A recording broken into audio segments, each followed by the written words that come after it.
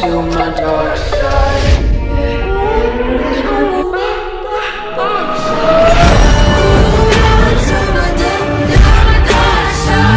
আমার পুরুষত্ব নিয়ে প্রশ্ন তুলেছিলেন না মিস্তে? ও সরি মিসেস তে। আজ তোমাকে বোঝাবো জীবন জাঙ্কুক খান আরিশের দিকে আঙুল তোলার শাস্তি ঠিক কতটা ভয়ানক হতে পারে। সামনে দাঁড়িয়ে থাকা শুভ্র পাঞ্জাবি পরিহিত বরের মুখে এমন কথা শুনে শুভ্র ঢোক গিলতে। পুরো নাম কিম তেইহং।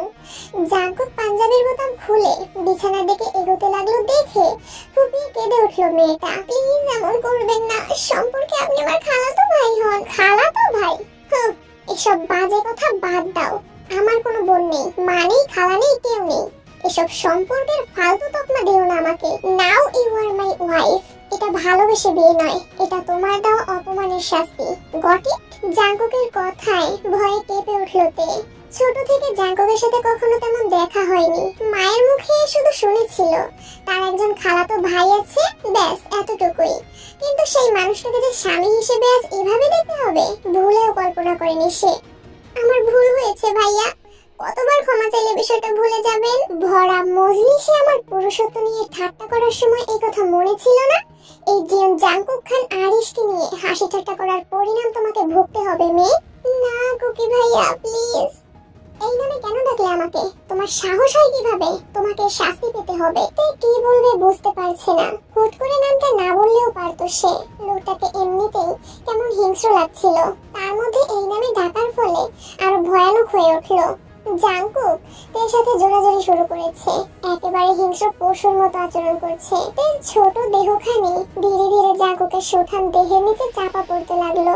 তে গলাকাটা মুরগির মতো ছটফট করছে কেবল।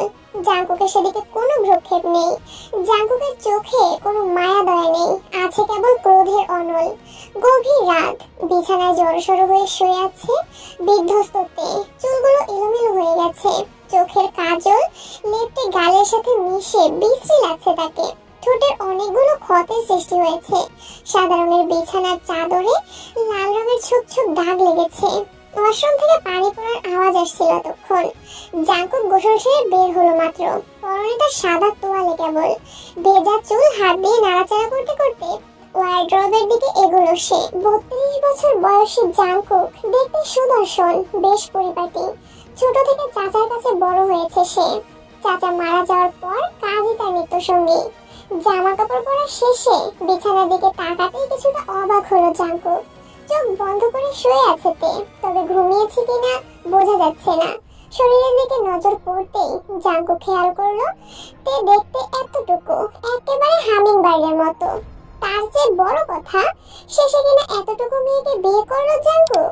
কত হবে বয়স? খুব বেশি হলে 19, তাও মনে হচ্ছে না জাঙ্কুকের। সে যাই হোক, বয়স যতই হোক না কেন, মেয়েটা অকালপক্ষ। জাঙ্কুক দীর্ঘশ্বাস ছাড়লো। রুম থেকে বেরিয়ে সোজা ব্যালকনিতে গিয়ে বেতের চেয়ারে বসলো। আপাতত সিগারেট খেতে হবে, নিকোটিন ছাড়া নিজেকে শান্ত করতে পারবে না জাঙ্কুক। শরীরের যন্ত্রণা উপেক্ষা করে পেঁচানো শাড়িটা ঠিকমতো শরীরে জড়িয়ে নিলতে। ওয়াশরুমে যেতে হবে তাকে। একটু আগে ঘটে যাওয়া অমানসিক অত্যাচারের কথা মনে পড়তে নিঃশব্দে কাঁদতে লাগলো মেয়েটা। মা তো বলেছিল জাঙ্কুক ভালো ছেলে, একটু একটু রাগই হলেও ওর মনটা ভালো। এই বুঝি ভালো ছেলের নমুনা? খারাপের চেয়েও খারাপ লোকটা, ঠিক একটা জঙ্গলি পশু। তের কান্না থামে না, খুঁড়িয়ে খুঁড়িয়ে ওয়াশরুমের দিকে এগোতে থাকে। সেদিন এই লোকটা নিয়ে ঠাট্টা করে কত বড় ভুল করেছিল আজ হাড়ে হাড়ে টের পেয়েছে তে। বুধবার বিকেল প্রায় 4টা ছুঁই ছুঁই। তের বাবার অফিসে জরুরি মিটিং থাকায় দুপুরে বাসায় যেতে পারেননি। বারবার কল করেও বাবার সঙ্গে কথা বলতে পারেনি তে, সেজন্য আজ অফিসে চলে এসেছে মেয়েটা। ওর সাথে কয়েকজন বান্ধবীও আছে। মূলত বাবার থেকে সিনেমা দেখতে যাওয়ার অনুমতি নেওয়ার জন্যই এতটা উদ্গ্রীব হয়ে আছে তে। হুট করে বন্ধুরা জানালো মুভি দেখতে যাবে, কিন্তু তে যখন তখন বাসা থেকে বেরোনোর অনুমতি নেই। বলতে গেলে খুব রক্ষণশীল মানুষ তের বাবা কিম নামজুন। হলরুমের সকল কর্মচারীদের নিয়ে মিটিং চলছে। তে কোনো মতে গার্ডকে ঘোল খাইয়ে হলরুমে প্রবেশ করে এক কোণায় দলবদ্ধ হয়ে দাঁড়িয়ে আছে। এর আগে কখনো বাবার অফিসে আসা হয়নি। বছর 2 হবে এই অফিসে কাজ করছেন কিম নামজুন। কি রে তে, আঙ্কেলকে তো কোথাও দেখতে পাচ্ছি না। বয়ং এর কথায় আশেপাশে নজর বুলিয়ে নিল তে। ওই যে দূরে বসে আছে তার বাবা। ওই যে বাবা, একটু অপেক্ষা কর, আগে আমাকে দেখো, তারপর নিশ্চয়ই আসবেন। হুট করে আরেকজন তেকে মৃদু ধাক্কা দিয়ে জিজ্ঞেস করলো, তোর কাজিনের অফিস এটা? হ্যাঁ, তাই তো জানি, যদিও আমি কখনো দেখিনি ওনাকে।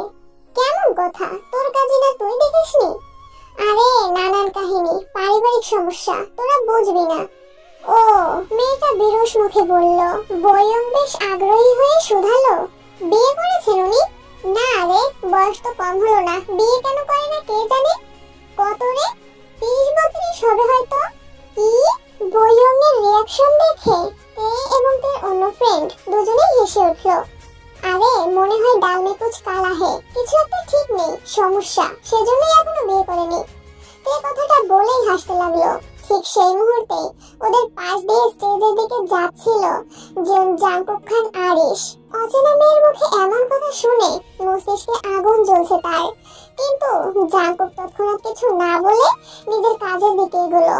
কিন্তু তে তখনও জানতো না তার সামনে কি অপেক্ষা করছে। পরবর্তীতে জাংকুক ঠিক খুঁজে বের করে তেকে, কিম নামজুন এবং কিম সিউক জিনের বড় মেয়ে তে, অর্থাৎ তারই আপন খালার মেয়ে। জাংকুক প্রথমে ভালোমতো বিয়ের প্রস্তাব রাখে, কিন্তু কিম নামজুন এইটুকু বয়সে মেয়েকে বিয়ে দিতে অসম্মতি জানান। তারপরেই জাংকুকের বিশ্রী রূপটা দেখতে পান তারা। কিম নামজুনের চাকরি খেয়ে, মান সম্মানের ভয় দেখিয়ে তের সাথে বিয়ে দেওয়ার জন্য কিম পরিবারকে এক প্রকার বাধ্য করে জাংকুক। কিম সিউক জিন আর না করতে পারেননি। জাংকুকের অতীত জানেন তিনি, ছেলেটা বাইরে যতই অহংকারী ও জেদি হোক, মনটা ভালো, এই আশা রেখেই মেয়েকে জাংকুকের সাথে বিয়ে দেন তিনি। সকাল হয়েছে, সূর্যের প্রথম রশ্মি ধীরে ধীরে আকাশে ছড়াচ্ছে।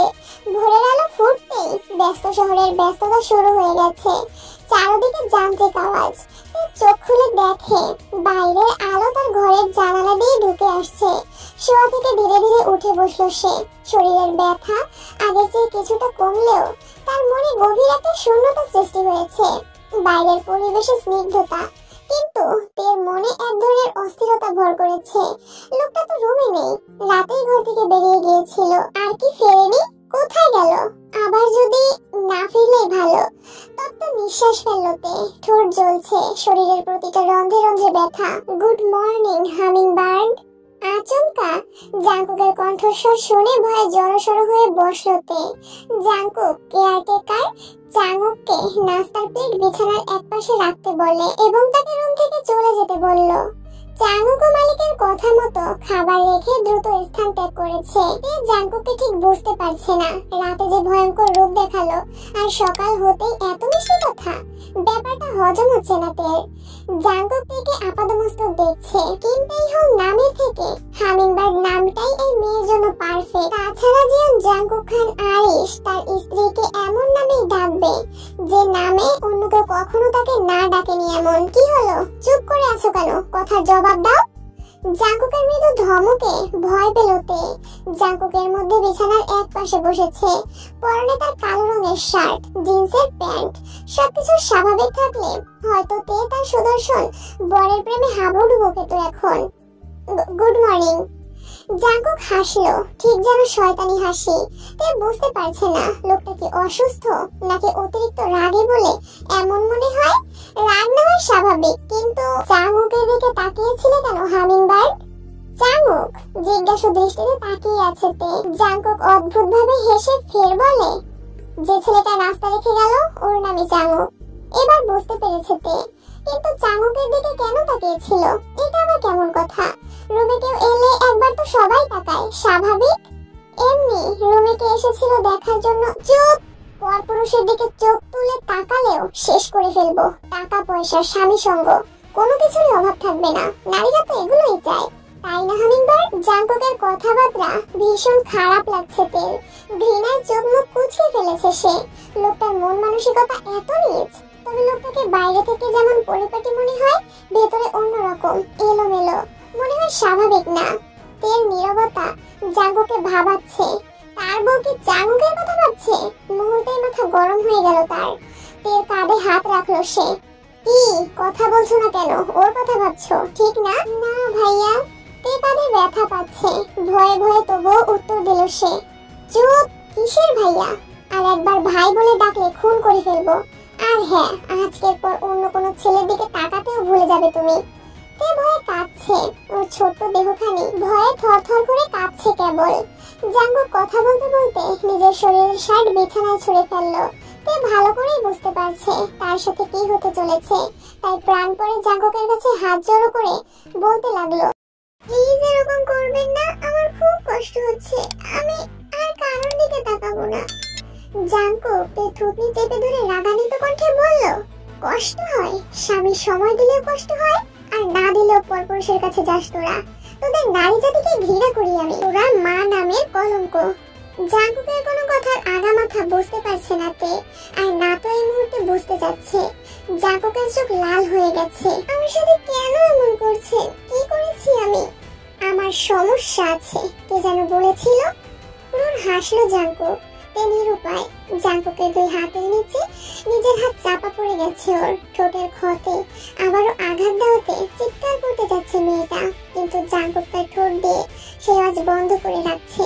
ঠোঁট থেকে গলা, গলা থেকে সব জায়গা দাগ হয়ে গেছে। তে দু চোখ বেয়ে জল পড়ছে কেবল, মনে হচ্ছে নরক যন্ত্রণা ভোগ করছে সে। জাঙ্কুক ধীরে ধীরে তে থেকে কিছুটা দূরে পায়ের কাছে বসে পড়লো। তের চোখ বিস্ময়ে বড় হয়ে উঠেছে, তার শরীর টান টান উত্তেজনায় কাঁপছে। গত রাতের অভিজ্ঞতা এখনো মনে গেঁথে আছে। আবার যদি তেমন কিছু ঘটে, যেটুকু আমার তা শুধু তোমার, নিতে চাও তো? জাঙ্কুক অনুমতি চাইলো নাকি নিজের ইচ্ছের কথা বললো জানে না তে। কাঁদো কাঁদো গলায় বলল সে, দয়া করুন, আমি মরে যাব। জাঙ্কুক বিশ্রীভাবে হাসে।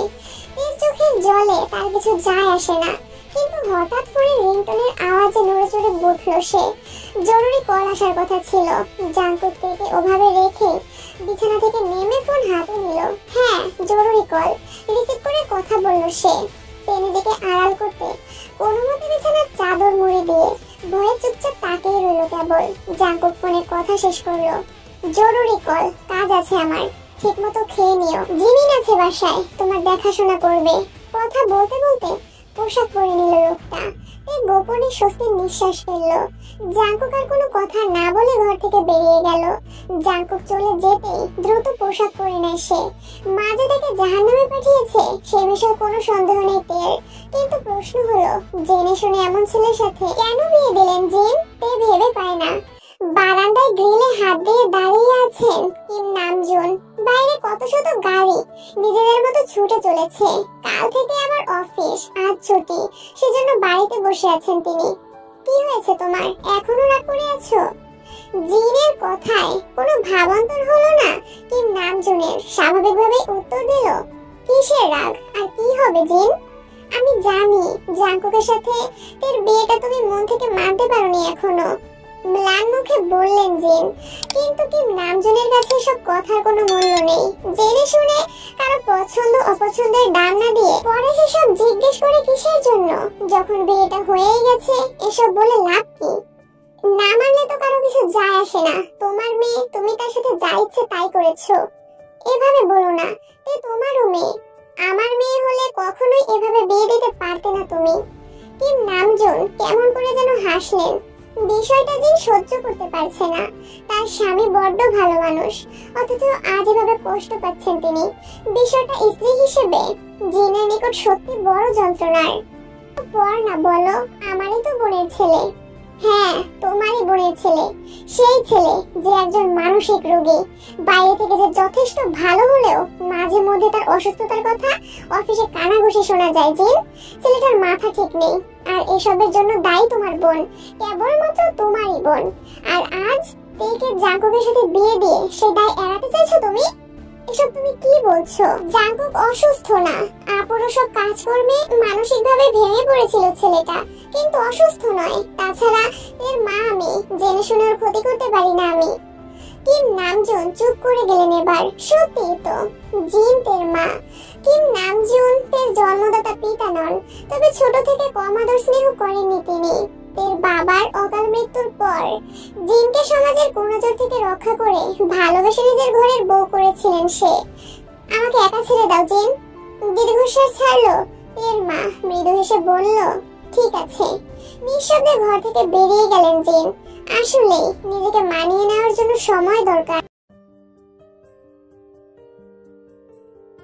নিথর শরীরটা বিছানায় পড়ে আছে, গায়ের ওপর পাতলা চাদর দেয়া থাকলেও কাঁপছেও। শরীরের ভেতর যেন শীত আর আগুন একসঙ্গে লড়াই করছে। কপালে ঠিক মাঝখানে জলের তীব্রতা জমাট বেঁধেছে।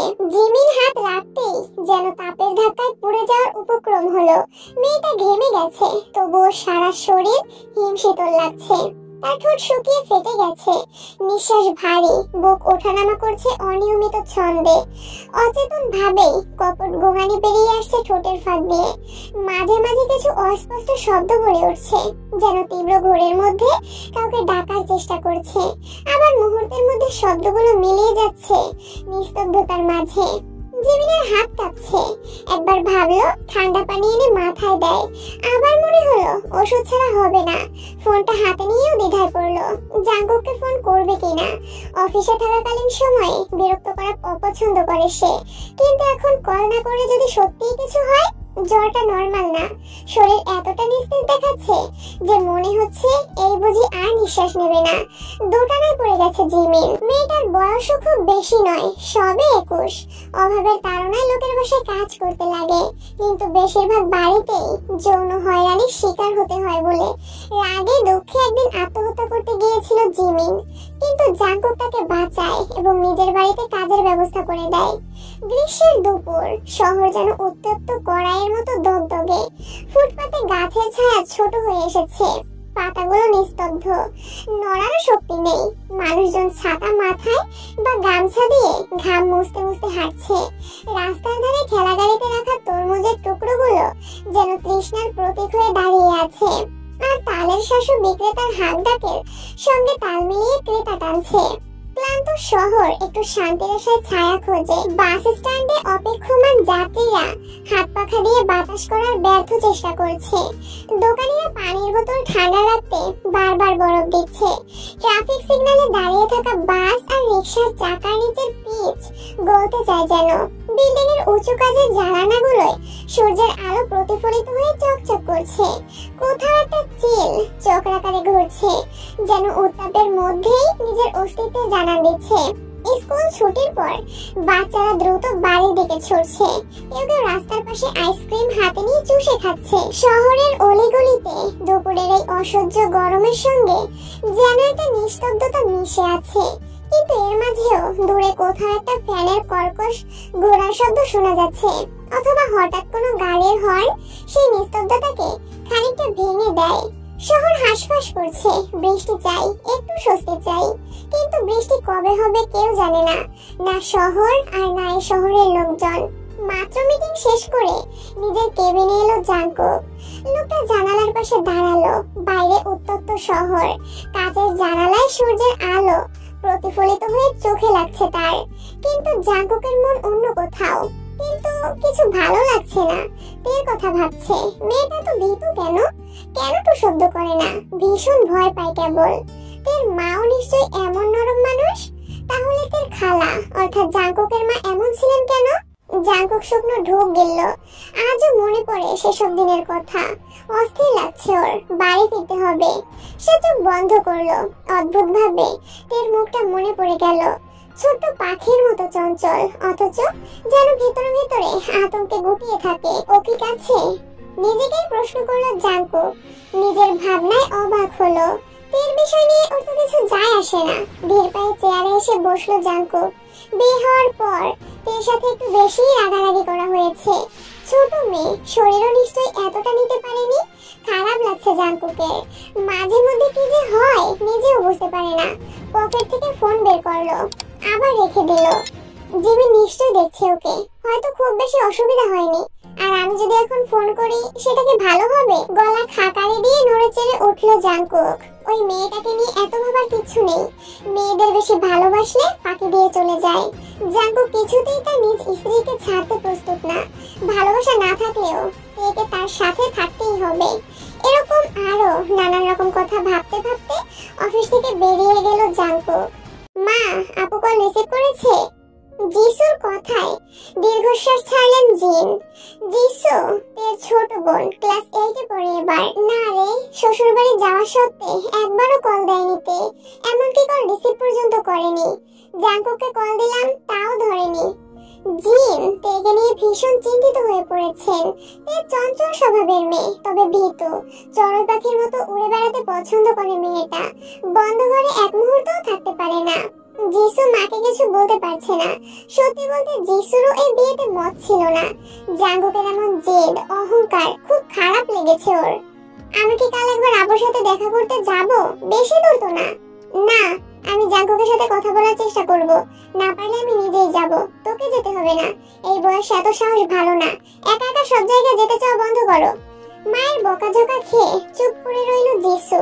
ঘরে ছোট সদস্য হলে এই একটু অসুবিধা, কেউ কোনো কথার গুরুত্বই দেয় না। মনে মনে এসব ভেবে নিজের ঘরের দিকে এগোলো মেয়েটা। জিসু জানালার পাশে দাঁড়িয়ে বাইরে তাকিয়ে আছে। মায়ের কথাগুলো এখনো কানে বাজছে। এই বয়সে এত সাহস ভালো না। একা একা সব জায়গায় যেতে চাও বন্ধ করো। মা বুঝতে চান না, কিন্তু তের জন্য ভয় হচ্ছে তার। আপু এমন মানুষ না যে নিজের পরিবার ছেড়ে গেলে ভুলে যাবে। তাহলে একবারও ফোন দেয়নি কেন? এমনকি মায়ের ফোনও রিসিভ করেনি। ওকে ইচ্ছে করে কথা বলছে না, নাকি কথা বলার সুযোগ পাচ্ছে না? জিসুর গলা শুকিয়ে এলো। মনে মনে জাঙ্কুককে ভয় পায় সে। তার চোখের দৃষ্টি, কথা বলার ভঙ্গি, সবকিছুতেই কেমন একটা চাপা কঠোরতা। জিসু জানে তে কখনো জোর করে কিছু মেনে নেয়নি। তাহলে বিয়ে মেনে নিল কেন? কিসের জন্য? অবশ্য তে জাঙ্কুকের কর্মকাণ্ডের কথা জানতোই না। 3 জনের চাকরি নষ্ট করা, অপমান জড়া, এসব কিছুই জানতো না ও। কি জানি, হয়তো ভালো আছে, হয়তো আমি বেশি ভাবছি। কিন্তু যদি না থাকে? জিসু নিজের সাথে কথা বলে যাচ্ছে। জিন বলেছে সে যাবে না, কিন্তু জিসুর মনে হচ্ছে যেতেই হবে। নিজে চোখে না দেখলে শান্তি পাবে না। যদি তার সত্যি সাহায্য দরকার হয়, আমি কি কালোর কাছে যাব? নিজের মনে প্রশ্ন করলো জিসু। তারপর হালকা মাথা নাড়লো। যেতে হবে, যেভাবেই হোক। দেখতে হবে দেহতে ঠিক আছে কিনা। কলিং বেলের শব্দে হুড়মুড়িয়ে দৌড়ে এলো জিমিন। দরজা খুলে দিয়ে স্বস্তির নিঃশ্বাস ফেললো। জাঙ্কুক বিষয়টা খেয়াল করে শুধালো, কি হয়েছে? ভাবের খুব জ্বর এসেছে ভাইয়া, কোনো হুঁশ নেই দুপুর থেকে। জাঙ্কুকের বুকের ভেতর হালকা ধাক্কা লাগলো। হাতের আঙুল মুঠো হলো। আর ভাবতে পারলো না কিছু। তার অত্যাচারের জন্যই যে হামিংবার্ডের এই হাল হলো, সেটা ভালো করেই বুঝতে পারছে। জিমিনকে কিছু না বলে বেডরুমের দিকে দৌড়ালো জাঙ্কুক। বেচারি জিমিন ফ্যালফ্যাল দৃষ্টিতে তাকিয়ে রইল কেবল। জাঙ্কুককে কখনো এত উতলা হতে দেখেনি জিমিন। ভালোবেসে হোক কিংবা অধিকারের জন্য হোক, তেকে নিয়ে চিন্তিত জাঙ্কুক। এটুকু ভালো করে বুঝতে পেরেছে জিমিন। রুমে ঢুকেই বিছানার দিকে দৃষ্টিপাত করলো জাঙ্কুক। বিছানার এক কোণায় জড়সড় হয়ে শুয়ে আছে তার ছোট পাখিটা। জাঙ্কুক এগিয়ে গেল বিছানার দিকে। তের চোখ মুখ কেমন অচেনা লাগছে। একদিনের অসুস্থতায় কি হাল হয়েছে মেয়েটার। জাঙ্কুকের কপালে হাত রেখে জ্বরের তীব্রতা বুঝতে চেষ্টা করলো। জ্বর মারাত্মক। পকেট থেকে ফোন বের করে ডাক্তারকে কল দিয়ে কথা বলা শেষ করেই তের পাশে বসলো। এর মধ্যে জিমিনও রুমে এসে উপস্থিত হয়েছে। জিমিন, তোকে বাসায় রেখেছি কি করতে? কাঁদতে উঠলো মেয়েটা। জাঙ্কুক রেগে গেছে। জিমিন কাঁদো কাঁদো গলায় বলল, কাজের মধ্যে কল করলে যদি রেগে আমাকে বাসা থেকে বের করে দেন, সেই ভয়ে কল করিনি ভাইয়া। তপ্ত নিঃশ্বাস ফেললো জাঙ্কুক। রুমে এসি বন্ধ, সেজন্য কপালে বিন্দু বিন্দু ঘাম জমেছে তার। সেটা বুঝলাম, কিন্তু সেবা যত্ন করিসনি কেন? গতকাল রাতের পোশাক পরে আছে এখনো। শরীর খারাপ, পোশাক বদলে দিতিস, কপালে একটু জলপট্টি দিতিস। জিমিন কি বলবে বুঝতে পারছে না। যেহেতু ঘাম ছাড়েনি, সেজন্য পোশাক বদলানোর কথা মাথায় আসেনি। আর এতটাই ভয় পেয়ে গিয়েছিল, জলপট্টির কথাও খেয়াল হয়নি জিমিনের। ভাইয়া, এরকম ভুল আর কখনো হবে না, এবারের মতো মাফ করে দিন। জাঙ্কুক জিমিনের দিকে খেয়াল না করে তের দিকে মনোযোগ দিল। বালিশের পাশে গিয়ে বসলো জাঙ্কুক। তারপর তার মাথা তুলে নিজের উরুতে রাখলো। মাথায় হাত বুলিয়ে দিতে দিতে বলল, বক বক না করে পানির রুমাল নিয়ে আয়। জি ভাইয়া। জিমিন দৌড়ে ঘর থেকে বেরিয়ে গেল। জাঙ্কুকের ভীষণ অপরাধ বোধ হচ্ছে। তের চেহারার দিকে তাকানো যাচ্ছে না। ঠোঁটে ঘা, চোখের নিচে কালো দাগ, গলায়ও কামড়ের দাগ। উফ, এভাবে কেউ টাচ করে? নিজেকে জানোয়ার মনে হচ্ছে ওর। কিন্তু জাঙ্কুক রাগ করে আদর করতে গেলে কতটা জঙ্গলি হয়ে ওঠে, সেটা সে নিজেও বুঝতে পারে না। এই যে পানি আর রুমাল ভাইয়া, এখানে রাখ, ডাক্তার আসবে, দরজার কাছে গিয়ে অপেক্ষা কর, উনি নক করলেই দরজা খুলে দিবি। ঠিক আছে ভাইয়া। জাঙ্কুকের সামনে খুব সাবধানে পানির বাটি আর রুমাল রেখে আবারও ঘর থেকে বেরিয়ে গেল জিমিন। এতে আবারও বালিশে শুয়ে দিল জাঙ্কুক, কপালে জলপট্টি দিয়ে ফার্স্ট এড বক্স খুঁজতে লাগলো। ড্রেসিং টেবিলের ডয়ারেই রাখা ছিল। এর ক্ষত জায়গাগুলো পরিষ্কার করে ঔষধ লাগিয়ে দিচ্ছে জাঙ্কুক। মেয়েটা ঘোরের মধ্যেও ব্যথা অনুভব করতে পারছে। ঔষধ লাগানোর সময় ছটফট করছিল খুব। জাঙ্কুক নিজের উপর বিরক্ত। শাস্তি দিতে গিয়ে বিয়ে করে শেষে এতটুকু বউ নিয়ে বিপদে পড়লো। ডাক্তার এসে তেকে দেখে কিছু ঔষধ দিয়ে গেছে। শরীরের ব্যথার জন্যই জ্বর এসেছে। জিমিন জাঙ্কুকের জন্য রাতের খাবার ঘরে দিয়ে গেছে। জাঙ্কুকের এই রূপ আগে দেখেনি সে। শক্তপোক্ত মানুষটারও যে কারোর জন্য এতটা ভাবনা চিন্তা হয়, জিমিন সেটা আন্দাজও করতে পারেনি। জাঙ্কুক তাকে সাহায্য করলেও কখনো ভালো আচরণ করেনি, আর না তো খারাপ। সবসময় এমন ভাবে কথা বলেছে মেয়েরা যেন ঘৃণার পাত্রী। জাঙ্কুক সকল নারীকেই কম বেশি ঘৃণা করে, কিন্তু কেন সেটা জানে না জিমিন। গভীর রাত, সোফায় বসে ল্যাপটপে মুখ গুজে বসে আছে জাঙ্কুক। পরনে তার টি শার্ট ও হাফ প্যান্ট। তাই ঘুমোচ্ছে। মাঝখানে একবার চোখ মেলে তাকিয়েছিল। জিমিন ওষুধ খাইয়ে দিয়েছে তখন। জাঙ্কুকের আশেপাশেও ছিল না তখন। জিমিন বুঝতে পারে না ভাইয়া ভাবির সামনে কেন এতটা কঠিন হয়ে থাকে। পেছনে তো কতটা কেয়ার করলো, অস্থির হয়েছিল। গরমে হাঁসফাঁস লাগছে জাঙ্কুকের। এর জন্য এসি বন্ধ করে রাখা হয়েছে। এভাবে গরমে কাজ করাও যাচ্ছে না। তার চেয়ে ভালো ব্যালকনিতে গিয়ে বসে কাজ করা যাবে। যেই ভাবে সেই কাজ। জাঙ্কুক ল্যাপটপ নিয়ে সোজা ব্যালকনিতে চলে গেল। জাঙ্কুকের রুমের ব্যালকনিটা অনেক বড়। এখানে নানান ফুল গাছ আছে, বেলি, গোলাপ, অর্কিড সহ আরো অনেক ফুল। সাথে মাঝে মধ্যে দক্ষিণে বাতাস তো আছে। গভীর রাতে কোনো কোলাহল থাকে না শহরে। এখানে এসে বসলেই মন ভালো হয়ে যায় জাঙ্কুকের। বিছানায় শুয়ে এপাশ ওপাশ করছেন মেয়ের চিন্তায় ঘুম আসছে না। যতই নিজেকে বুঝিয়ে সুঝিয়ে রাখতে চাচ্ছেন ততই অস্থির লাগছে ওনার। তেকে জাঙ্কুকের সাথে বিয়ে দিয়ে কি ভুল করলেন? দীর্ঘশ্বাস ফেললেন জিন। আগামীকাল সকালে খান বাড়িতে যাবেন তিনি। জাঙ্কুককে জবাবদিহি করতে হবে। বিছানায় বসে আছে 6 বছরের জাঙ্কুক। হাতে তার পারফিউমের বোতল। পারফিউম শেষ হয়ে গেলেও তার বোতলগুলো জাঙ্কুকের মা রেখে দেন। ছোট্ট জাঙ্কুক সেগুলো নিয়েই খেলছে। হঠাৎ জাঙ্কুকের মা এলেন সেখানে। জাঙ্কুককেও ওগুলো নিয়ে খেলতে দেখে ভীষণ রেগে গেলেন। মুহূর্তেই বাচ্চাটার চুলগুলো ধরে গালে থাপ্পড় মারতে লাগলেন তিনি। তোকে কতবার না বলেছি আমার গোছানো জিনিস নষ্ট করবি না, কেন এলোমেলো করেছিস? জাঙ্কুক ভয়ে কান্নাও করছে না, চুপচাপ মার খাচ্ছে। কিন্তু ভেতর ভেতর শেষ হয়ে যাচ্ছে ছেলেটা। ইয়ঞ্জুন আরো কিছুক্ষণ মারধর শেষে জাঙ্কুককে ছেড়ে দিয়ে ফোন হাতে ব্যালকনিতে চলে গেলেন। ছোট জাঙ্কুক বালিশে মুখ গুজে কাঁদতে লাগলো। 2 গালে আঙুলের দাগ বসে গেছে সব। জাঙ্কুক তবুও শব্দ করে কাঁদে না। রাতে জাঙ্কুকের বাবা বাসায় ফিরতেই ইয়ঞ্জুনের সাথে ঝামেলা হলো। ছেলেকে এভাবে কেন মেরেছে এটা জিজ্ঞেস করতেই ঝামেলার শুরু। সোবিন খান নিতান্তই ভালো মানুষ। এতটুকু ছেলের সাথে এমন আচরণ তো সৎমাও করে না।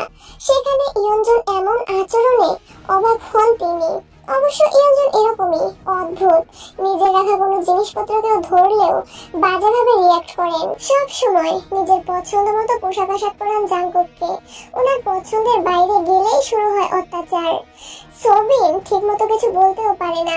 ইয়ঞ্জুন ছেলের সামনেই বিব্রতকর বিষয় নিয়ে ঝামেলা করে। ইয়ঞ্জুনের মতে সোবিন তার চাহিদা মেটাতে অক্ষম, আর অক্ষম পুরুষদের এত হাত ডাক মানায় না। সোবিন দমে যায়। কোনো পুরুষ যদি বুঝতে পারে সে তার স্ত্রীকে তৃপ্তি দিতে পারছে না, তবে তার চেয়ে গ্লানি আর কিছুতেই নেই। কোনো মেয়েলি কণ্ঠের কান্নার শব্দ শুনে ঘুম ভেঙে গেছে জাঙ্কুকের। অবশ্য ভালোই হয়েছে, দুঃস্বপ্ন দেখেছে। ওই ভদ্রমহিলা স্বপ্নে এসেও টর্চার করলো আজ। জাঙ্কুক দীর্ঘশ্বাস ছাড়লো। আড়মোড়া ভেঙে উঠে দাঁড়ালো সে। গ্রিলের ফাঁক দিয়ে বাইরে তাকিয়ে দেখলো শহরের ব্যস্ততা শুরু হয়ে গেছে। কান্নার শব্দটা আরো তীব্র হতেই নড়ে চড়ে উঠলো জাঙ্কুক। ল্যাপটপ হাতে রুমের দিকে এগোলো সে। আপু, তোমার কি হাল হয়েছে? আমি মাকে বললাম তুমি হয়তো ঠিক নেই। মা বিশ্বাস করেনি। সবকিছু মায়ের জন্য হয়েছে। উনি কেন তোমাকে ওই লোকটার সাথে বিয়ে দিলেন আপু? যিশুর কান্না থামে না। তে বালিশে হেলান দিয়ে বসে আছে, ওড়না দিয়ে গলা ঢেকে রেখেছে যেন গলার দাগগুলো যিশুর চোখে না পড়ে সেজন্য। এর জ্বর কমেছে এখন, তবে শরীর দুর্বল। জিমিন খাবার খাইয়ে ওষুধ খাইয়ে দিয়েছে। জাঙ্কুক গতকাল রাতেই এ বিষয়ে সবকিছু বলে দিয়েছিল মেয়েটাকে। এর সব দেখাশোনা যেন ঠিক মতো হয়। এর কাছাকাছি থাকলে কেমন অস্থির লাগে জাঙ্কুকের। তাছাড়া জাঙ্কুক চায় না তার ছোট্ট পাখিটা বুঝুক তার স্বামী তাকে নিয়ে ভাবে। যিশু প্লিজ শান্ত হ, উনি এসে শুনে ফেললে কি মনে করবেন বল? আমার জ্বর এসেছে একটু, আর কিছুই তো হয়নি। যিশুর চোখের পানি মুছে বলল, তাহলে ঠোঁটে কি হয়েছে তোমার? জিমিন হালকা কেসে উঠল যিশুর কথায়। তে ভাবলো এসব নিয়ে কথা বলায় জিমিন লজ্জা পেয়ে এমন করছে। যিশু কিছু বুঝতে পারছে না। তে বলল, এসব তুই বুঝবি না, বড় হ তারপর বুঝবি পাগলি। জিমিন ইশারা করলো তেকে। যিশু এর মধ্যে সামনে তাকালো। জাঙ্কুক দাঁড়িয়ে আছে, ব্যালকনি থেকে রুমে এসেছে। তেও এতক্ষণে বিষয়টা বুঝতে পেরে চুপ করে বসলো। Good morning hummingbird. Good morning. আজকে উত্তর দিতে দেরি করলো না তে। যিশু একবার জাঙ্কুকের দিকে তাকাচ্ছে, আবার তের দিকে তাকাচ্ছে। তের চোখে ভয়ের ছাপ স্পষ্ট, কিন্তু যিশু সেটা বুঝতে পারছে না। তবে কিছু একটা যে হয়েছে এটুকু বেশ বুঝতে পারছে। তে যিশুর দিকে তাকিয়ে বলল, আমার ছোট বোন যিশু, আমি জানি। কেমন আছো যিশু? তে ভয়ে কথা কম বলছে। যিশু অল্প কথায় উত্তর দিল, ভালো। জাঙ্কুক ল্যাপটপটা রেখে ওয়ার্ড্রপ থেকে তোয়ালে হাতে নিল। অফিসে লেট হয়ে যাচ্ছে। ওয়াশরুমের দিকে এগোলো জাঙ্কুক। দুই বোনের কথোপকথনে কোনো আগ্রহ নেই তার।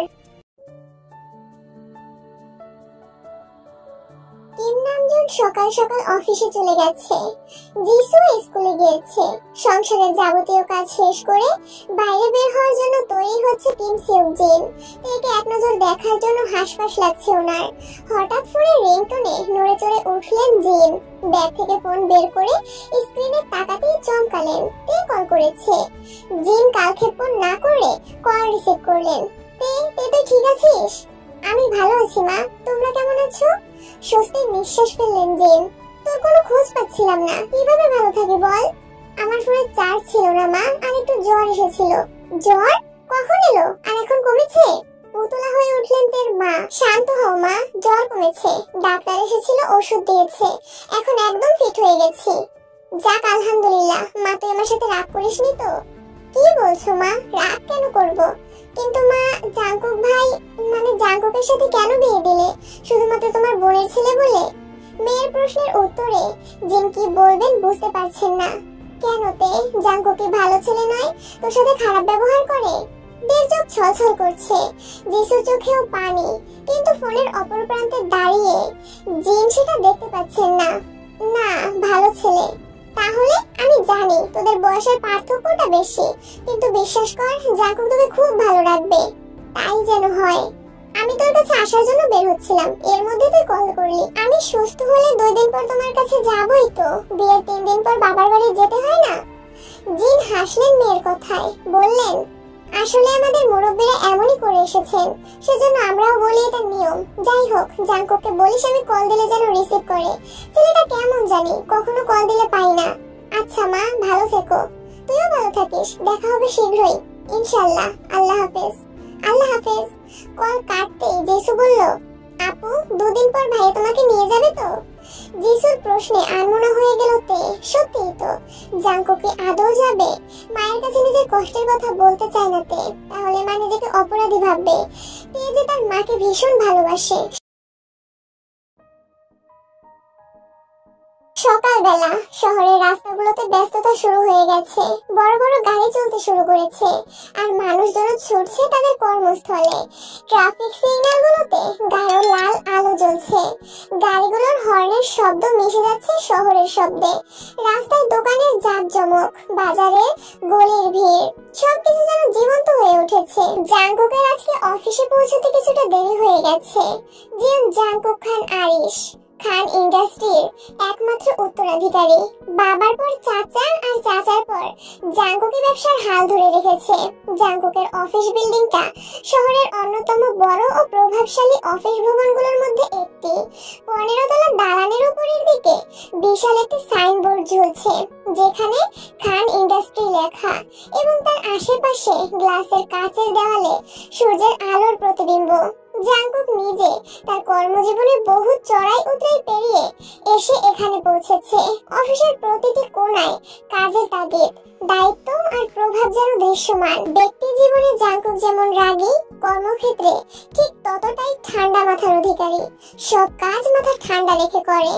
জাঙ্কুকের অফিসে লবি থেকে শুরু করে প্রতিটা কোণায় আভিজাত্যের ছোঁয়া।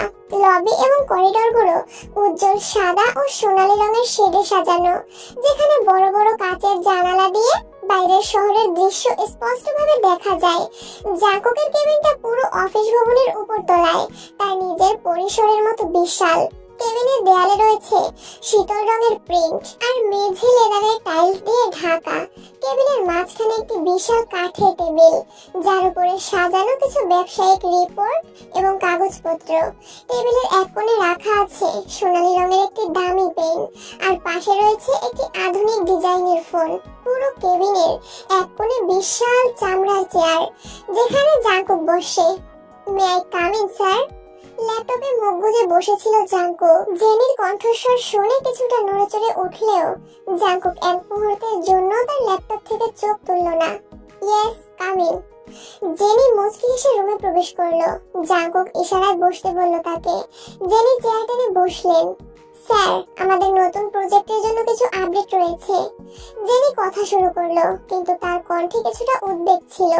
কিছু ডেটা নিয়ে সমস্যা হচ্ছে, কিছু রিপোর্ট মিসিং। আমি ভাবছিলাম হয়তো আপনি যদি একটু সময় দেন তবে আমি বিষয়গুলো নিয়ে বিস্তারিত আলোচনা করতে পারি।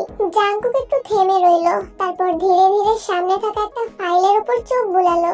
কিছুক্ষণ চুপ থেকে তিনি সোজা হয়ে বসে বলল, আপনি কি নিশ্চিত যে পুরো টিম মিটিং এর সময় সব ডেটা সঠিকভাবে হ্যান্ডেল করেছে? হ্যাঁ স্যার, তবে কিছু ভুল ধারণা ছিল। আমার মনে হচ্ছে কিছু রিপোর্টের ফরম্যাট ঠিক হয়নি এবং তাই এগুলো সঠিকভাবে সিস্টেমে ইন্টারপ্রেট হচ্ছে না। জেনি উত্তরে বলল, তার কণ্ঠে সতর্কতা স্পষ্ট। ঠিক আছে, আপনি টিমের সাথে বসে সেগুলো ঠিক করার ব্যবস্থা নিন। আমি কিছুদিন পর রিপোর্টটি আবার দেখে নেব। আর হ্যাঁ, যে কোনো সমস্যা হলে আমাকে জানাবেন। জেনি মুচকি এসে মাথা নেড়ে বলল, ধন্যবাদ স্যার, আমি দ্রুত সমাধান করতে চেষ্টা করব। জাঙ্কুক আবার ল্যাপটপে দৃষ্টিপাত করলো, কিন্তু তার মনোযোগ এখনো জেনির দিকে। এছাড়া আমি শুনেছি আপনার একটি নতুন আইডিয়া ছিল আমাদের বিপণন কৌশল নিয়ে, সেটার বিষয় বলুন। জেনি একটু হাসি দিয়ে বলল, হ্যাঁ স্যার, আমি মনে করি যদি আমরা সোশ্যাল মিডিয়া প্ল্যাটফর্মগুলোতে আরো ইন্টারঅ্যাক্টিভ ক্যাম্পেইন চালাতে পারি তবে আমাদের কোম্পানির ব্র্যান্ড ভ্যালু অনেকটা বৃদ্ধি পাবে। আমি কিছু নতুন আইডিয়া নিয়ে এসেছি।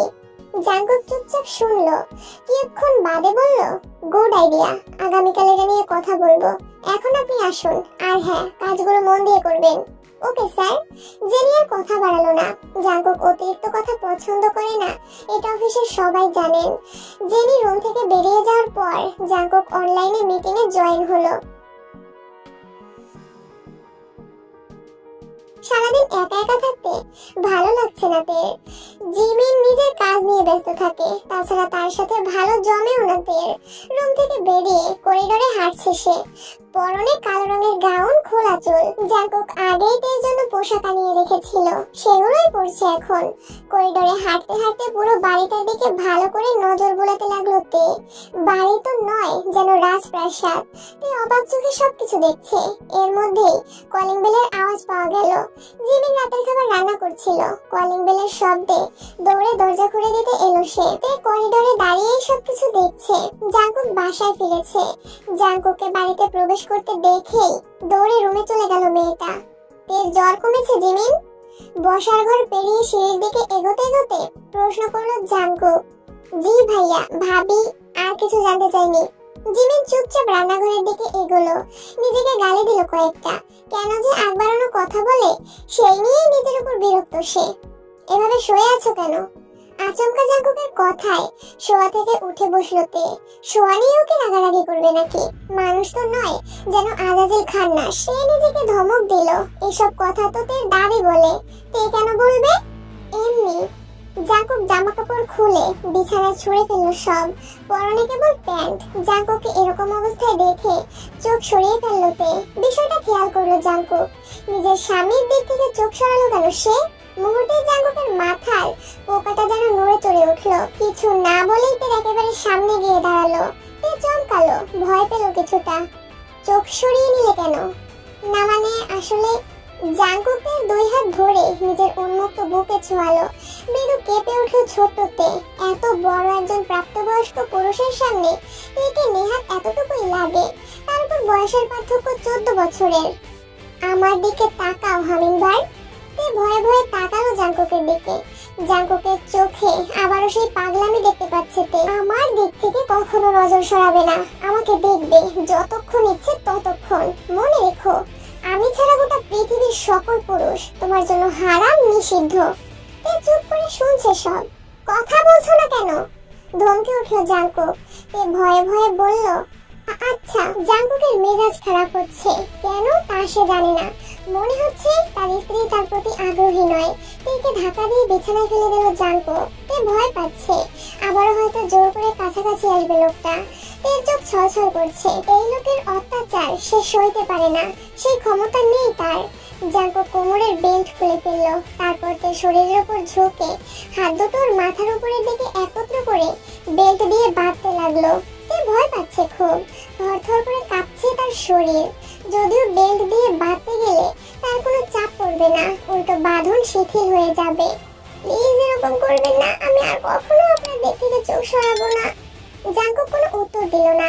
হাত বাঁধা শেষে তে শরীরের উপর নিজের শরীর ছাড়লো, ঠোঁটে ঠোঁট ছুঁয়ে দিল। তে চুপচাপ শুয়ে আছে কেবল। জাঙ্কুক গভীরভাবে চুম্বন করছে তাকে। এভাবে কিছুক্ষণ চলার পরেও তের থেকে কোনো রেসপন্স না পেয়ে উঠে বসলো জাঙ্কুক। রেগে মেগে বলল, তোর তাজা পুরুষের ঠোঁটের স্পর্শ পেয়েও কোনো রেসপন্স করলি না কেন?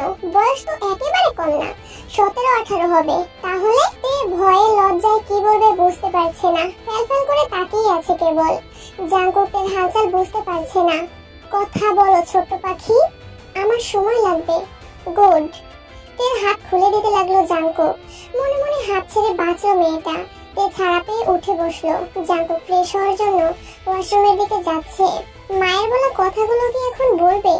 দোটানায় আছে তে, কি বললে আবার কি করতে শুরু করবে বলা যায় না। বিছানায় গুটিসুটি হয়ে শুয়ে আছে তে। কতক্ষণ হলো জাঙ্কুক ওয়াশরুমে ঢুকেছে, কিন্তু এখনো বের হওয়ার নাম গন্ধ নেই।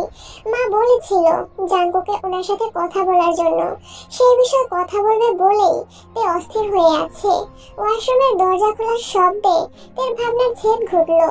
সদ্য গোসল করে জাঙ্কুকের অর্ধ উন্মুক্ত শরীরের দিকে মোহাচ্ছন্ন হয়ে তাকিয়ে আছে তে। জাঙ্কুকের ভেজা চুলের কিছু পানি গড়িয়ে পড়লো কপাল বেয়ে, নিচে নেমে গেল শক্ত চোয়ালের ধার বেয়ে। এলোমেলো ভিজে চুলগুলো কপালের উপর নেমে এসে তাকে আরো আকর্ষণীয় করে তুলছে। প্রশস্ত কাঁধ আর খোলা বুক জুড়ে ছোট ছোট পানির ফোঁটা চিকচিক করছে। এই প্রথম কোনো পুরুষকে এভাবে দেখছে তে। কি দেখছো? জাঙ্কুকের কথায় হকচকিয়ে গেল মেয়েটা। হালকা কেশে উঠলো কয়েকবার, দৃষ্টি সরিয়ে বলল, না মানে আপনার এতক্ষণ সময় লাগছিল? তুমি অসুস্থ বলে নিজেকে শান্ত করে নিলাম হামিংবার্ড। নেহাতি শরীর খারাপ তোমার, নয়তো ছাড় পেতে না। এর কান দিয়ে যেন গরম ধোঁয়া বের হচ্ছে। লোকটা কি বললো? কেউ এতটা নির্লজ্জ হয় কিভাবে? ছি! লজ্জার চোখ মুখ বন্ধ করে ফেললো তে। শব্দ পর্যন্ত করলো না। জাঙ্কুক ওয়ার্ডরোবের সামনে গিয়ে পরনের তোয়ালে খুলে বিছানায় ছুঁড়ে ফেললো। এই মাথা নিচু করে আছে। পোশাক পরতে পরতে বলল জাঙ্কুক, কথার জবাবে চুপ করে থাকা কি তোমার স্বভাব? আর সবসময় এমন বোবা হয়ে থাকো কেন? আদরই তো করি, মারধর তো নয়। তাতে এত ভয়ের কি আছে বলো তো ছোট্ট পাখি? তে ভাবলো জাঙ্কুক ভুল কিছু তো বলেনি, আদরই করে, তবে খুব হিংস্র ভাবে। তে তাকালো জাঙ্কুকের দিকে। কালো রঙের টি শার্ট, সাথে হাফ প্যান্ট পরেছে সে। চুলগুলো ভেজা, ছোট ছোট চুল থেকে পানি চুইয়ে কপালে পড়ছে। তের ইচ্ছে করছে চুলগুলো ভালো করে মুছিয়ে দিতে, কিন্তু সে সাহস হলো না। মা কল করেছিলেন, কথা হয়েছে। তারপর বললেন আপনার সাথে কথা বলবে। কল দিলে যেন রিসিভ করেন, এতটুকুই। ঔষধপত্র খেয়ে জলদি সুস্থ হও। সবসময় এমন মায়া দয়া দেখানোর পাত্র আমি নই। Got it? তে অবাক হলো, জাঙ্কুকের দিকে বড় বড় চোখে তাকালো। এবার কোথায় মায়ের কল রিসিভ করার কথা হলো আর উনি বলছে অন্য কিছু। জাঙ্কুক তের দিকে এগিয়ে এসে কোলে তুলে নিতে নিতে বলল, সব কথার জবাব চাই আমার। চুপ করে থাকলে মেজাজ খারাপ লাগে, আর আমার মাথা গরম হলে কি হয় সেটা তুমি জানো। হ্যাঁ, ওষুধ খাবো নিয়মিত। তেকে কোলে নিয়ে দাঁড়িয়ে আছে জাঙ্কুক। তে না চাইতেও জাঙ্কুকের গলা জড়িয়ে ধরে আছে। জাঙ্কুকের নজর তার গোলাপি ঠোঁটের দিকে। তের ঠোঁট কাঁপছে, বুক দুরু দুরু করছে। Good girl, now give me a sweet kiss, kiss me. তে আবারও ভয় পাচ্ছে, কথা মতো কাজ না করলেই তো খেপে যাবে লোকটা। কিন্তু তের পক্ষে কিস করাও সহজ না। এটা তার জীবনের প্রথম, কোনো পুরুষকে প্রথম নিজ থেকে কিস করা, যা চিরস্মরণীয় হয়ে থাকার কথা। কিন্তু এই মুহূর্তে তে ভয় আর দ্বিধায় কাঁপছে। জাঙ্কুক তের মতিগতি বুঝতে চেষ্টা করছে। কেন কথা শুনছে না ছোট্ট পাখিটা? তার কি অন্য কোনো সম্পর্ক আছে? উফ, আর ভাবতে পারলো না জাঙ্কুক। মাথায় আগুন জ্বলছে। জাঙ্কুকের চোখের দৃষ্টি বদলে যাচ্ছে। নরম প্রশ্রয় মিলিয়ে গিয়ে এক ধরনের কঠোরতার ঝলক ফুটে উঠেছে। সে অপেক্ষা করবে না, অপেক্ষা করা তার স্বভাবের বাইরে। Hummingbird, you are late, now it's my turn. তের জীবক শক্ত করে ধরে মুখটা নিজের দিকে টেনে নিল জাঙ্কুক। তে বাধা দেওয়ার চেষ্টা করতে সে আরো শক্ত করে ধরে ফেললো। একদম নিজের দখলে নিয়ে নিল তাকে। নিজের স্বামীকে কিস করতে এত সময় লাগে? ইচ্ছে করে করলে না, করতে হবে না, আমিই যথেষ্ট। জাঙ্কুকের গলা ভয়ঙ্কর শোনাচ্ছে। তার নিঃশ্বাস দ্রুত হয়ে আসছে। বুকের ভেতর ধুকপুকানি অসহনীয় হয়ে উঠেছে। জাঙ্কুক, এটা ঠিক না। তার কণ্ঠ ভাঙতে থাকে, কিন্তু সে আর কথা শেষ করতে পারে না। ভয়ে মুখ থেকে কথাও বের হচ্ছে না। কোন পাগল দিয়ে ঠেকলো বুঝতে পারছে না। I'm down humming bird, I won't hurt you, I will just kiss your lips. জাঙ্কুকের ঠোঁট ওর কানের কাছে ঝুঁকে আসে। উষ্ণ নিঃশ্বাস কানে ছড়িয়ে পড়ে। তারপর কোনো কথা ছাড়া জাঙ্কুক ঠোঁট নামিয়ে আনলো তার ঠোঁটের ওপর। নরম, সজাগ, কিন্তু সম্পূর্ণ তার নিয়ন্ত্রণে। সে তীব্রভাবে বাধা দেওয়ার চেষ্টা করছে, হাত দিয়ে ঠেলে সরিয়ে দিতে চায়, কিন্তু জাঙ্কুকের শক্তি বেশি। স্বাভাবিকভাবেই পুরুষালের শক্তির সাথে পেরে উঠছে না তে। আচমকা তার ফোনে রিংটোনটা বেজে ওঠাতে বিরক্ত হলো জাঙ্কুক। তেকে বিছানায় বসিয়ে দিল সে। তের অস্থির লাগছে। কে কল দিল আবার? জাঙ্কুক তার ফোনটা হাতে নিতে নিতে বলল, রোমান্সের সময় বিরক্ত করলো কে? সোহায়ুন। এটা লিখেই সেভ করা আছে নম্বরটা। সোহায়ুন নামে কেউ কল করেছে তেকে। কোনো ছেলে কল করেছে দেখে চোখ বড় বড় হয়ে গেছে জাঙ্কুকের। তার এমন প্রতিক্রিয়া দেখে তের ভয়ে প্রাণ যায় যায় অবস্থা। জাঙ্কুক কল রিসিভ করলো, তবে এই পাশ থেকে কোনো কথা বলছে না। এই তে, কি হয়েছে তোমার? কতদিন হলো কোনো খোঁজ খবর নেই। কেমন আছো, কি করছো কিচ্ছু জানি না। টেনশন হয়তো, কিছু বলো। জাঙ্কুক কল কেটে দিয়ে ফোনটা ছুঁড়ে ফ্লোরে ফেলতেই লাফিয়ে উঠলো তে। জাঙ্কুকের চোখে মুখে রাগের আগুন জ্বলছে। চট করে তে থুতনি চেপে ধরলো। ব্যথায় চোখ ছলছল করছে তের। টেনশন হচ্ছে? এত সুন্দর করে তে কেন ডাকলো ওই ছেলে? কি হয় তোর? তে কথা বলতে পারছে না, ভয়ে গলা শুকিয়ে গেছে। থরথর করে কাঁপছে শুধু, ঠোঁট নড়ছে একটু একটু, কথা বলতে যাচ্ছে। জাঙ্কুক রাগে গর্জে উঠে বলল, স্পিক, আই এম লিসনিং। আমার বন্ধু, একই ক্লাসে পড়ি, আর কিছু না। সারন প্লিজ, লাগছে। ক্লাসমেট, বন্ধু, do you think I am stupid? তে বলে, না বিশ্বাস করুন, আমি মিথ্যা বলছি না। শান্ত হন আপনি। চুপ! জাঙ্কুকের চুপ করতে বলে কিছু একটা ছিল। তে চাইলেও আর কথা বলতে পারলো না। জাঙ্কুক তাকে বিছানায় ধাক্কা দিয়ে ফেললো। তে হাত জড়ো করছে, ফুপিয়ে ফুপিয়ে কাঁদছে। জাঙ্কুক তার নিজের মধ্যে নেই এখন। ইয়ঞ্জন, তোমার ডাক্তার দেখানো দরকার। তুমি দিন দিন মানসিকভাবে অসুস্থ হয়ে যাচ্ছ। এভাবে চললে জাঙ্কুকের উপর আরো বাজে প্রভাব পড়বে। এতটুকু ছেলে, তুমি ওর মা, অথচ ও তোমার সামনে আসতেও ভয় পায়। পাশাপাশি বসে আছেন ইয়ঞ্জন ও সোবিন। জাঙ্কুক অন্য রুমে ঘুমাচ্ছে। সোবিন ইয়ঞ্জনের সমস্যাগুলো নিয়ে তার পরিচিতদের সাথে অনেক আলোচনা করে বুঝতে পেরেছে ইয়ঞ্জন মানসিকভাবে অসুস্থ। হয়তো অবসেসিভ কম্পালসিভ পার্সোনালিটি ডিসঅর্ডার আছে। এটা এমন একটা রোগ যেখানে আক্রান্ত মানুষ চরম মাত্রায় পারফেকশনিস্ট হয়। অন্য কেউ তার জিনিসে হাত দিলে রেগে যায়। তারা শৃঙ্খলাপূর্ণ জীবন চায়, অন্যের অনুভূতির তোয়াক্কা করে না।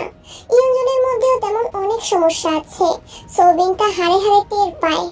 চুপ করো, আমি কি পাগল? আর কিসের ডাক্তার দেখাবো?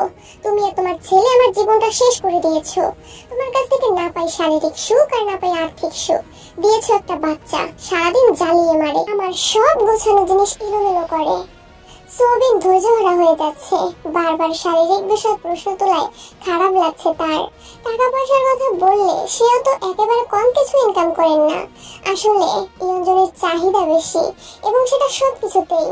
সমস্যা আমার না ইয়ঞ্জন, তোমার। একটা সুস্থ মানুষ সর্বোচ্চ কতক্ষণ ফিজিক্যাল অ্যাটাচমেন্টে থাকতে পারে? সর্বোচ্চ 10 মিনিট বা 12 মিনিট, ধরলাম 20 মিনিট। আমার কি সেই ক্ষমতা নেই?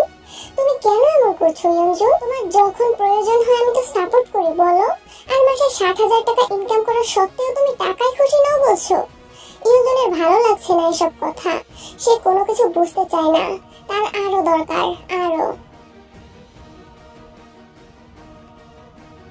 বসার ঘরে বসে আছে জিমিন। তের চিৎকারে ঘুম ভেঙে গেছে আজ। জিমিন বেশ বুঝতে পারছে ওর সাথে কি হয়েছে, কিন্তু কিছু করার নেই। জিমিন নিজেও বুঝতে পারছে না জাঙ্কুক ঠিক কি চায়, এই ভালো তো এই খারাপ। রোদটা আজ একটু বেশি তীব্র। জানালার পর্দার ফাঁক গলে সোনালি আলো এসে পড়েছে বিছানায়। বিছানার চাদরটা এলোমেলো, মেঝেতে তে আর জাঙ্কুকের জামা কাপড় ছড়িয়ে আছে। দেখে মনে হচ্ছে যেন রাতের কাহিনী এখনো মেঝের উপর পড়ে আছে।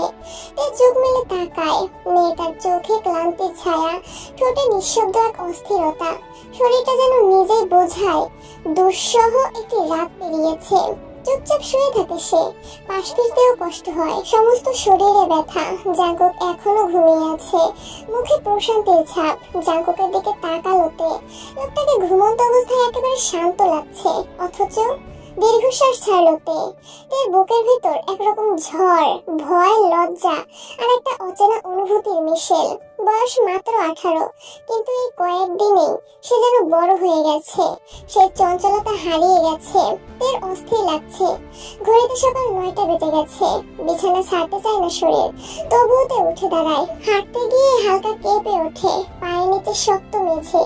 তে আয়নার সামনে দাঁড়ালো, গালের এক পাশে লালচে ছাপ, ঠোঁটের সামান্য ফুলে গেছে, গলায় লালচে দাগে ভরপুর। কামিজের ভেতর উকি দিয়ে তাকালোতে সারা শরীরে এক অবস্থা, হতাশ লাগছে তার। সে আয়নায় নিজের চোখের দিকে তাকিয়ে থাকে কিছুক্ষণ। ওই চোখে বিস্ময়, লজ্জা, রাগ আর এক ধরনের নীরব সাহস। তুই নিজেকে বোঝাতে চায়, তুই ঠিক আছিস তে, তুই ঠিক আছিস, তুই সব সহ্য করে নিতে পারবি। সত্যি বলতে এই দুদিনে কিছুটা হলেও সহ্য শক্তি বেড়েছে মেয়েটার। জাঙ্কুকের পাগলামি কেমন হতে পারে এতটুকু সে বুঝে গেছে। একজন মেয়ের ইচ্ছের বিরুদ্ধে তার সাথে মিলন করতে গেলে সে মারাত্মকভাবে ভেঙে পড়ে। এই মানসিক যন্ত্রণা কেবল একজন নারীই বুঝতে পারে। তে যতই নিজেকে সামলাতে যাচ্ছে, ভেতর ভেতর শেষ হয়ে যাচ্ছে। তারই স্বামী তাকে ধর্ষণ করছে প্রতিদিন। ধর্ষণ, হ্যাঁ, এটাকে বৈবাহিক ধর্ষণই বলে। এর চোখ দুটো ছলছল করছে, কাঁদতে কাঁদতে চোখের জলও যেন শুকিয়ে গেছে। বাড়িতে ফিরবে, কিন্তু ফিরে গিয়ে কি বলবে? কিসের জন্য জাঙ্কুকের সাথে থাকবে না সে? এসবের জন্য তার স্বামী তার সাথে জোর জবরদস্তি করে। এসব কিভাবে বলবে বাবা মাকে? তের হাঁসফাঁস লাগছে। ওয়াশরুমের দিকে এগোলো সে। ওয়াশরুমে ঢুকে ঠান্ডা পানি ছুঁয়ে দিল চোখে মুখে। গোসল করতে হবে, কিন্তু পোশাক আনা হয়নি সাথে। তে সেসব ভুলে শরীরে পানি ঢালতে শুরু করেছে। গোসল করে যদি শরীরটা অন্তত একটু ভালো লাগে তাহলে কি করবে মা? ভাইয়ের কাছে কল দেবে? সুগার কথায় চুপ করে রইলেন লিসা খাতুন। পাশের চেয়ারে বসে আছে আয়ু। সুগা ওনার বড় ছেলে, গায়ের রং তার শ্যামলা, ছিপছিপে গরম, মুখে সবসময় হাসি লেগেই থাকে। দারুণ মন খোলা স্বভাব। ঘর ভর্তি মানুষ থাকুক বা না থাকুক, সে একাই সবকিছু মাতিয়ে রাখতে পারে। হ্যাঁ, এখানে থেকে কি হবে বল?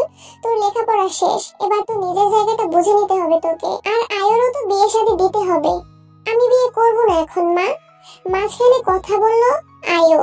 আয়ু বলতে গেলে আগুন সুন্দরী, ফর্সা রং, ঘন লম্বা চুল, তীক্ষ্ণ চোখের দৃষ্টি।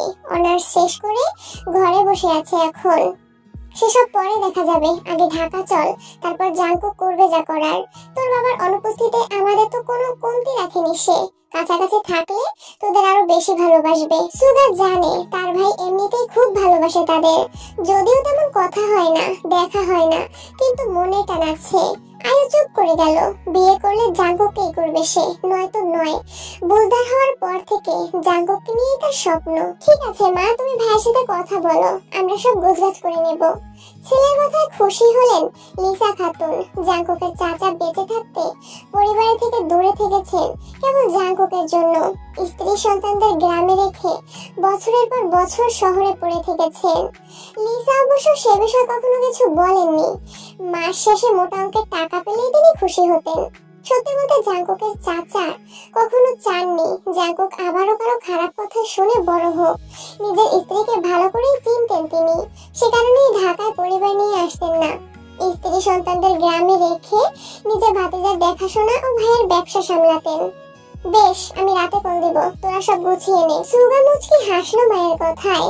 আয়ু মাথা নেড়ে ঘর থেকে বেরিয়ে গেল। মনে মনে সে দারুণ খুশি, এতদিনে জাঙ্কুকের কাছাকাছি থাকতে পারবে সে। অ্যালার্ম ঘড়ির শব্দ শুনে ঘুম ভেঙে গেছে জাঙ্কুকের। ঘুম ঘুম চোখে পাশে তাকিয়ে তেকে খুঁজছে সে, কিন্তু যাকে খুঁজছে সে নেই পাশে। সজাগ দৃষ্টিতে ঘরের প্রতিটি কোণে চোখ বুলাতে লাগলো জাঙ্কুক, কিন্তু না, তে ঘরে নেই। জাঙ্কুকের ঘুম ছুটে গেল। মুহূর্তে শোয়া থেকে উঠে বসলো। এর মধ্যে ওয়াশরুম থেকে বেরোলো তে, পরনে কেবল একটা তোয়ালে, ভেজা চুলগুলো খোলা, এলোমেলো ভাবে পিঠে ঝুলে আছে। জাঙ্কুক থেমে গেল। সেই দৃশ্য দেখে তার দৃষ্টি আটকে গেল। নিঃশ্বাস ধীর হয়ে এলো। জীবনে এই প্রথম তের দিকে এমন গভীর চোখে তাকিয়ে আছে সে। ফর্সা মেদহীন শরীর যেন নিপুণ কোনো শিল্পের তুলিতে আঁকা। লম্বা চুলের ফাঁক দিয়ে উকি দিচ্ছে তার কোমল কাঁধ। চোখ দুটো ভীষণ মায়াবী, যেন একবার তাকালেই মন ডুবে যায়। আর ঠোঁট, সেটা যেন সদ্য ফোটা গোলাপের পাপড়ি, নরম কোমল আর এক ধরনের আকর্ষণে ভরা। জাঙ্কুক থমকে যায় তার দৃষ্টিতে। তার মনোজগতে এক অদ্ভুত ঘোর নেমে আসে। জাঙ্কুকে বসে থাকতে দেখে ভীষণ ভরকে গেল তে। চমকে উঠেছে চোখে মুখে তা স্পষ্ট। লজ্জায় তার গাল লাল হয়ে উঠেছে। মন এতটাই উদাস ছিল যে জামা কাপড় না নিয়ে ঢুকে পড়েছিল ওয়াশরুমে। ধরে নিয়েছিল জাঙ্কুক এখনো ঘুমিয়ে আছে, তাই তো তোয়ালেতেই নির্বিকার ভাবে বেরিয়ে এসেছিল। কিন্তু এখন এই মুহূর্তে কিছু বলার মতো অবস্থায় নেই তে। নিজেকে ভীষণ বোকা মনে হচ্ছে। মনে হচ্ছে মাটি ফেটে গেলে সোজা সেখানেই ঢুকে যায়। তবুও কিছু একটা করতে হবে। নিজেকে সামলে লম্বা এক নিঃশ্বাস ফেলল সে। মাথা নিচু করে চোখ তুলে তাকালো না জাঙ্কুকের দিকে। দ্রুত পায়ে এগিয়ে গেল ওয়ার্ড্রবের দিকে। চুপচাপ কিছু না বলে ওয়ার্ড্রব খুলে জামা কাপড় খুঁজছে। হাত কাঁপছে, সে টের পাচ্ছে স্পষ্ট ভাবে। কিছু না দেখেও বুঝতে পারছে পেছন থেকে জাঙ্কুক তাকিয়ে আছে। তার চোখের দৃষ্টির ভার যেন ঘাড়ে এসে পড়ছে বারে বার। বুক ধুকপুক করছে, গলা শুকিয়ে গেছে। কিছু না ভেবে জামা কাপড় হাতে নিয়ে ওয়াশরুমের দিকে ফিরতেই চুপচাপ ভেঙে গেল সেই নিস্তব্ধতা। Humming bird. জাঙ্কুকের গলা নরম শান্ত। থমকে দাঁড়ায়, পেছন ফিরতে সাহস হয় না। নিঃশ্বাস আটকে যায় তার। চোখ বন্ধ করে মুহূর্তটা কাটানোর চেষ্টা করে। জাঙ্কুক শান্ত কণ্ঠে বলল, শরীর ঠিক আছে? দাঁড়িয়ে থাকে নীরবে নিঃশব্দে। তার মুখে কোনো শব্দ নেই, অথচ চোখে অভিমান, রাগ আর মনের গভীরে অজানা এক আলোড়ন। সারা রাত পশুর মতো আচরণ করে এখন শরীরের খোঁজ নিতে এসেছে। কি বলবে, কোন কথায় রেগে যায় বলা মুশকিল। জাঙ্কুক বসা থেকে উঠে দাঁড়ায়। এর দিকে গভীর মনোযোগ তার। মেয়েটার গলায় ঘাড়ে অনেক দাগ বসে গেছে। জাঙ্কুককে এগোতে দেখে ভয় লাগছে তের। দ্রুত বলল সে, হ্যাঁ ঠিক আছে, আমি জামা কাপড় পরে আসছি, এখানেই পড়ো, আমি দেখবো না। জাঙ্কুকের কথায় হাসবে নাকি কাঁদবে বুঝতে পারছে না তে। কি হাস্যকর কথাবার্তা বলছে লোকটা। দেখার মতো অবশিষ্ট আছে কিছু? এর প্রশ্নে জাঙ্কুক কিঞ্চিত অবাক হলো। তার হামিংবার্ডের মুখে কথা ফুটেছে। মুচকি হাসলো জাঙ্কুক, কোনো জবাব দিল না। তে চুপ করে দাঁড়িয়ে রইল। এই প্রথম জাঙ্কুককে হাসতে দেখলো সে। জাঙ্কুক ড্রেসিং টেবিলের উপরে রাখা একটা মলম নিয়ে তের দিকে এগোলো। তে চুপচাপ দেখছে সব। নিজেকে কিছুটা শক্ত করে নিয়েছে সে। ঘৃণা করে কিংবা রাগ নিয়ে জাঙ্কুকের সাথেই থাকতে হবে তাকে। কিম নামজুন তেকে যতই ভালোবাসুক, বাবার মতো স্নেহ করুক, তে আর তাকে কষ্ট দিতে চায় না। তাছাড়া মায়ের উপর পূর্ণ ভরসা আছে তার। ছোট থেকে মাই তাকে আগলে রেখেছে। মা চাইলেই তেকে তার দাদার বাড়ি রেখে এসে নিজের মতো থাকতে পারত। তের দাদা বাড়ি বাড়ির সবাই খুব ভালোবাসে তেকে, কিন্তু কিম সিওক জিন সেটা করেননি। মেয়েকে সাথে নিয়ে বিয়ে করেছেন। জাংকুকের স্পর্শে নড়ে চড়ে উঠল তে, গলার ক্ষততে মলম লাগিয়ে দিচ্ছে সে। তে অবাক হচ্ছে তার আচরণে। কি চাই Jungkook? Remove the towel hummingbird. কি? হকচকিয়ে গেল তে। জাংকুক স্বাভাবিকভাবে ফের বলল, আরো দাগ আছে, মলম লাগাবো। দরকার নেই, আমি করে নিব। চুপ। তে চুপ করে যায়। জাংকুকের কথা না শুনলে যদি আবার রেগে যায়, তে ভয়ে লজ্জায় চোখ বন্ধ করে ফেলে। জাংকুকের বক্ষ বিভাজনে মলম লাগিয়ে দেয়। শরীরের সব ক্ষততে মলম লাগানো শেষে বলে, ব্যথার ওষুধ আনিয়ে দিচ্ছি, ব্রেকফাস্ট করে খেয়ে নাও। তোমার বন্ধুকে কল করে বলে দিও তোমার জন্য টেনশন না করতে। You are with your husband.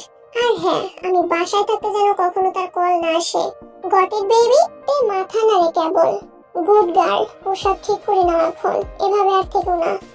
If I change my mind you won't be able to handle it. শুকনো ঢোক গেল তে, আর এক মুহূর্ত দাঁড়ালো না। জামা কাপড় নিয়ে সোজা ওয়াশরুমের দিকে দৌড় দিল। জাংকুকের কাণ্ড দেখে হাসলো একটু, পরক্ষণেই অবাক হলো। সে হাসছে, মানে একটা মেয়ের জন্য হাসছে। মেয়েটা তার স্ত্রী বলে কেমন অদ্ভুত অনুভূত হচ্ছে। কিন্তু কি লাভ? সবকিছু পাওয়ার পরেও তো সেই অন্য কারোর সাথে চলে যায় এরা। জাংকুকের চোয়াল শক্ত হয়ে এলো। না, এর সাথে বেশি ভালো ব্যবহার করার দরকার নেই। নেহাত বয়সে এত ছোট বলেই এতটুকু যত্ন করলো, কিন্তু এরপর তাও করা যাবে না। মহাভুল করে ফেলেছে আজ। মলম কিনে দিয়েছে, এটাই ঠিক আছে, লাগিয়ে দেওয়ার কি দরকার ছিল? সকাল সকাল কলিং বেলের শব্দে কিছুটা অবাক হলেন জিন। মাত্রই তো কিম নামজন গেলেন, জিসু স্কুলে গিয়েছে। তাহলে এই সময় কে এলো বাসায়? হাতের কাজ রেখে দরজা খুলে দিতে এগোলেন তিনি। তোমরা এত সকালে? ভেতরে এসো। লি জাংসুক, সোহায়ন ও বোগাম এসেছে। ওরা সবাই তের বন্ধু। কিম সিওক জিনের পেছন পেছন বাসার ভিতরে প্রবেশ করলো সবাই। আন্টি তে কোথায়? আসলে কদিন ধরে ওর সাথে যোগাযোগ করতে পারছি না। সোহায়ন কাল কল দিল, কিন্তু কোনো কথা না বলে কল কেটে দিয়েছিল তে। পরে আর কল ঢোকেনি, ফোন অফ। জিন কিছুটা অপ্রস্তুত হলেন। জাংকুকে তো তাড়াহুড়ো করে বিয়েটা করলো, কাউকে বলতেও পারেনি তে। ওয়ালাইকুম আসসালাম। এর বিয়ে হয়ে গেছে। লি জাংসুক শ্বশুর বাড়ি আছে, স্বাভাবিকভাবেই ব্যস্ত এখন। না, এটা হতে পারে না। আচমকা বোগামের এমন আচরণে অবাক হলেন জিন। লি জাংসুক বোগামের হাত ধরে কিছু একটা ইশারা করলো। সোহায়ন বলল, কি আর করবি বোগাম, আমাদের বন্ধু সত্যিই বিয়ে করে নিয়েছে, তাও না বলেই। সময় সুযোগ ছিল না বলেই তোমাদের ইনভাইট করতে পারিনি তে। প্লিজ কিছু মনে করো না, তোমরা বসো, আমি নাস্তা নিয়ে আসছি। না আন্টি, আমরা খেয়ে এসেছি। তের খোঁজ নিতে এলাম শুধু, এখন উঠছি। তিনজনই বসা থেকে উঠে দাঁড়ালো। ঠিক আছে, আবার এসো এক সময়। জি আন্টি। ওরা চলে যাওয়ার পর দরজা আটকে নিজের কাজে লেগে গেলেন Jin. Bogum, control yourself. What are you doing? আর একটু হলেই একটা সিন ক্রিয়েট হতো। সোহায়ন বেশ জোরেই বলল বোগামকে। বোগাম চুপ হয়ে গেছে। রাস্তায় হাঁটছে তিনজনই। লি জাংসুক বোগামের কাঁধে হাত রেখে বলল, বোগাম কথা বল প্লিজ। দেখ, একে তো তুই কখনো নিজের মনের কথা বলতেই পারিসনি।